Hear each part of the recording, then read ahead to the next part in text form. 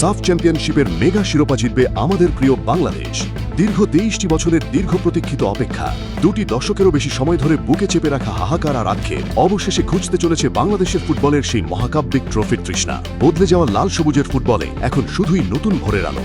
English premier league কাঁপানো তারকা হামজা চৌধুরী থেকে শুরু করে কানাডিয়ান প্রিমিয়ার লিগের সামিত সোম, বিশ্বমানের প্রবাসী তারকাদের আগমন আর অভিজ্ঞ মাস্টারমাইন্ড কোচ থমাস ডুলির রণকৌশলের মাস্টার প্ল্যান, সব মিলিয়ে ঢাকার আকাশে বাতাসে এখন কেবলই এক নতুন স্বপ্নের গুঞ্জন। 23 বছর পর নিজেদের ঘরের মাঠেই কি ফিরতে যাচ্ছে দক্ষিণ এশিয়ার ফুটবলের শ্রেষ্ঠত্বের সেই সোনালী মুকুট?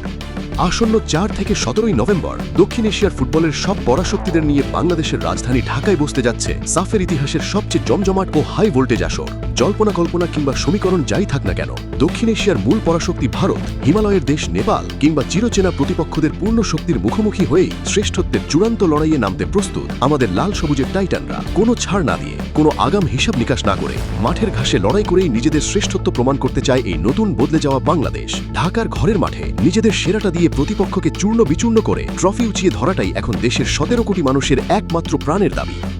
2003 সালে ঢাকার মাটিতেই আমিনুল হক ও হাসান আল মামুনদের ট্রফি উঁচিয়ে ধরার সেই মহাকাব্যিক রোমাঞ্চকর মুহূর্ত আজও কোটি বাঙালির হৃদয়ে অমর ও অম্লীন হয়ে আছে। এবার সময় এসেছে সেই গৌরবান্বিত ইতিহাসের পুনরাবৃত্তি ঘটানোর। ফুটবলের সেই ইতিহাস, গর্জন ও জেতার ছন্দ নিয়ে চমৎকার একটি ইংলিশ কবিতা রয়েছে। A championship trophy isn't won by historical name, it's claimed when passion and tactical power ignite the game. যার সহজ বাংলা অনুবাদ, শিরোপা কখনো শুধু ইতিহাসের নামে জেতা যায় না, জয় তখনই আসে যখন মাঠের বুকে আবেগ আর ট্যাকটিক্যাল শক্তির মহামিলন ঘটে। গত মে মাসে ডাগ আউটের দায়িত্ব নেয়ার পরেই স্যান মারিনোর বিপক্ষে ঐতিহাসিক জয় উপহার দিয়ে আমেরিকান ডাচ নির্দেশক কোচ থমাস ডুলি প্রমাণ করেছেন কৌশলগত দিক থেকে তিনি কতটা নিখুঁত ও পরিপূর্ণ। আর এবার থমাস ডুলির ঝুলিতে যুক্ত হতে যাচ্ছে প্রবাস ফেরত তারকা ফুটবলারদের নিয়ে এক ইস্পাত কঠিন শক্তিশালী স্কোয়াড। হামজা চৌধুরী, সামিত সোম এবং ইতালিয়ান প্রবাসী ফাহমিদুল ইসলামের সাথে এই সাফ চ্যাম্পিয়নশিপে লাল সবুজের জার্সিতে যুক্ত হওয়ার জোরালো সম্ভাবনা রয়েছে আরও এক ঝাঁক প্রবাসী প্রতিভা, যাদের মধ্যে অন্যতম ফুলহ্যামের ফারহান আলী ওয়াহিদ, স্ট্যানফোর্ডের ট্রেভর ইসলাম, লম্বা-চড়া পাওয়ারফুল স্ট্রাইকার জায়ান হাকিম কিংবা ডেন ও ডেকলানের মতো ও সুলিভান ব্রাদার্স।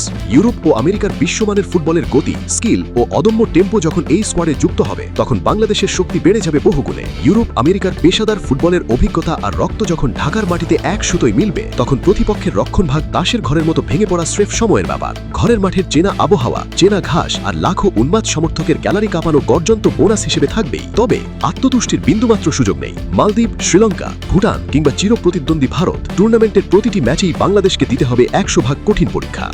ফুটবলের সেই রক্তগরম লড়াই ও কোটি ভক্তের শক্তি নিয়ে চমৎকার আরেকটি ছন্দ রয়েছে। When 11 warriors stand under the red and green flag, no giant in South Asia can make their spirit drag. বাংলায় বললে 11 জন যোদ্ধা যখন লাল সবুজের পতাকার নিচে একত্রিত হয়, দক্ষিণ এশিয়ার কোনো পরাশক্তি তখন তাদের স্বপ্নকে থামিয়ে রাখতে পারে না। তবে সব সমীকরণ ও দলের বর্তমান তুঙ্গস্পর্শী আত্মবিশ্বাস এক কথায় পরিষ্কার, বিশ্বমানের বিশ্বস্ত প্রবাসী ফুটবলারদের সাথে দেশীয় প্রতিভার অসাধারণ মেলবন্ধন আর ডাচ কোচ থমাস ডুলির মগজ ধোলাইয়ে ভর করে দীর্ঘ 23 বছর পর আবারও দক্ষিণ এশিয়ার ফুটবলে রাজত্ব করতে যাচ্ছে বাংলাদেশ। প্রিয় দর্শক, আপনাদের কি মনে হয় 23 বছরের এই ট্রফির খরা কাটিয়ে এবার কি ঢাকার মাটিতে সাফের শিরোপা উঁচিয়ে ধরবে বাংলাদেশ? কমেন্ট বক্সে জানান আপনার মূল্যবান মতামত এবং ফুটবলের এমন রক্তগরম ইনসাইড অ্যানালিসিস সবার আগে পেতে আমাদের এই চ্যানেলটি এখনই সাবস্ক্রাইব করে বেল আইকনটি অল করে রাখুন। সবাই ভালো থাকুন, লাল সবুজের সাথেই থাকুন। বিদায় নিচ্ছি আমি রাকিব, FC স্পোর্টস।